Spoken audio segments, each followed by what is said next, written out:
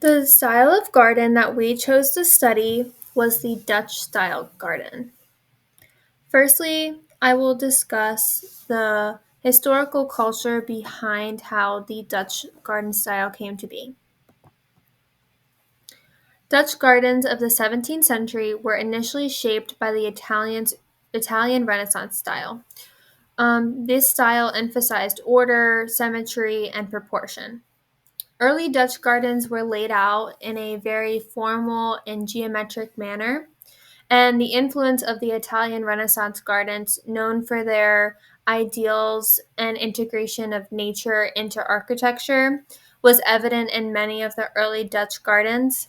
An example of this is this picture. This is a much older Dutch style garden, and you can see some of the topics of geometric manner, symmetry, that was discussed in this picture. As the 17th century progressed, Dutch gardens became more distinctly their own and diverged from the Italian roots by incorporating aspects of local culture, like what they had available, and current technological advances in that area. The flat landscape of the Netherlands provided an ideal canvas for a large, carefully designed garden, um, particularly around grand estates of wealthy people at the time, which is also very much shown in this picture. Historically, these gardens follow the trends of nearby countries while also using a range of plants from Northern Europe. One garden that inspired the Dutch style garden was the French formal gardens, which were also based a lot with symmetry and geometry and shapes. And additionally, what made the Dutch style more unique or stood out from these other styles that it was similar to was a feature known as a copel, which is shown in the next slide. Oh, sorry, this is just another example of a traditional Dutch style garden. Um, like I said, with usually overlooking like wealthy houses and very large and expansive. But this is an example of a copel, which is a raised portion used to give a better view of the garden. Um, and so that was one of the features that stood out to separate it from other garden styles like the Italian and the French formal gardens. Okay. Now moving on to plant information. Dutch gardens are well known for the use of tulips, hyacinths, and daffodils as central flowering plants. Hyacinths and tulips come up in a variety of colors, while daffodils tend to commonly be bright yellow in color.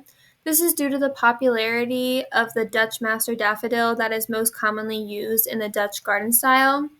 The most common addition of irises, lavender, anemones, and calla lilies provides diversity, offering a variety of shapes and colors in the flowering plants of this garden style. Boxwood hedges and hostas are essential for adding that structure and geometrical design that makes up the Dutch style garden.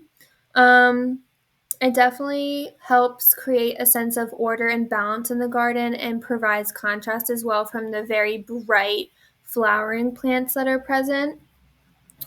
Um, so in this picture, you can see the use of tulips and hyacinths, as I mentioned. This picture, it's hard to see on the right, but that is the use of hostas. And over here on the left is lavender, which is some of the flowering plants that are used in addition. This is a really great example of how boxwood hedges are used to create those geometric designs that are seen a lot.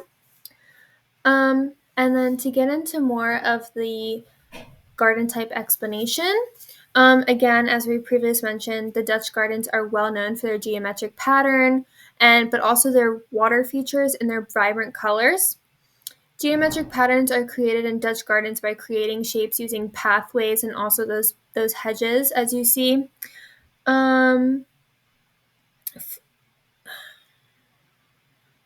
Flowering plants are also used like very in organized, neat rows, which are showed in some other pictures.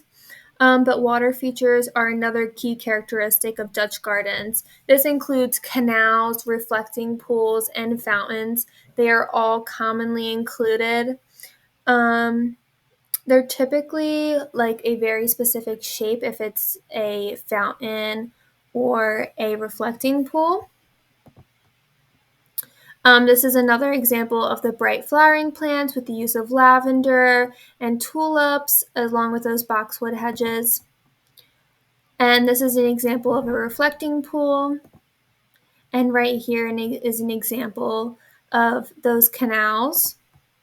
This I found interesting when I was looking up fountains in Dutch garden styles. This is a recently restored fountain. It's called the Venus Fountain in the gardens of Het Loo. And this Het Loo Palace. And this palace has Dutch style gardens. And so they had a historical image of it as well as a current photo of it being restored. But these fountains and pools serve as like a central piece to these gardens and just offers something as like a central moment for the plants to be planted around it. And I just wanted to go over some of the project contribution. So I was the only one talking in this presentation, obviously, and that's because I did not receive any scripts from my group mates, but any recordings of scripts from my group mates, but two of my group mates did provide scripts, just not recordings of it. So